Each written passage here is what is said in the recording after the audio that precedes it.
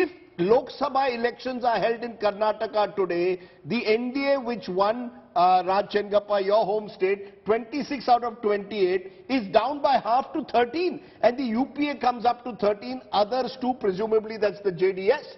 Either way, Raj, this is what I'm saying. Politics, when you go state by state, the BJP doesn't look as comfortable as it looks when you look at the big national picture. You know, we need to make sense of that somehow. Well, firstly, they are vulnerable. The party is vulnerable despite the fact that in this particular poll, they are getting a majority. And just to, after Bihar was lost, you can move from Kanyakumari to Kathmandu without touching a BJP state. That's the sort of thing. But coming to the other point... So you're saying the southern eastern flank of the country from Kanyakumari, Tamil Nadu, the BJP is vulnerable. Correct. Even Kerala, while it holds on to northwest, but loses now in Bihar and Maharashtra as per our poll.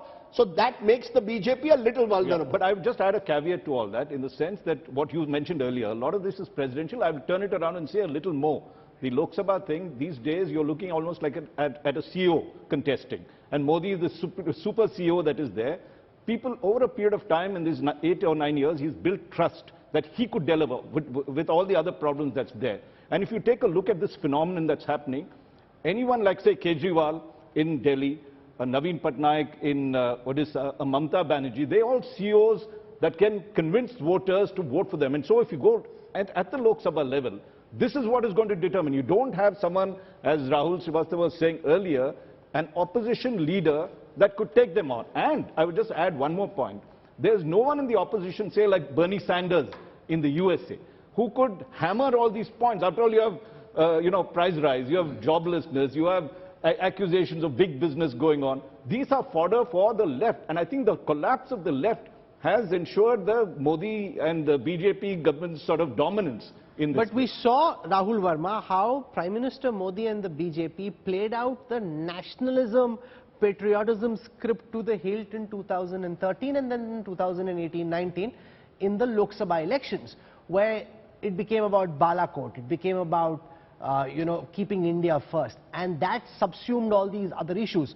What this poll is suggesting in Bihar, what it's suggesting in Karnataka, what it's suggesting in Maharashtra is also dependent on local factors. Do you think that 2019 could be more localized than 2024, could be more localized than 2019, or could it be an encore of what we saw in the last Lok Sabha elections? And before you take that, Rahul, let's add another state, because let's look at the vulnerable states. Andhra Pradesh, the BJP of course hasn't made any breakthroughs there, but as per the Mood of the Nation poll, if elections are held today, it's 25 to the others who are presumably between Jagan and Chandrababu. Here we've got YSRCP at 18 and TDP at 7. So essentially what it's showing is the only real challenge is either you forge a broad opposition alliance like in Bihar or in Maharashtra, or you have strong regional satraps who are not obliged to the BJP. So Rahul Verma, is that an opportunity for the opposition somewhere? Are you seeing that? Or do you believe that the opposition simply is clutching at straws when they look at these 2 or 3 states?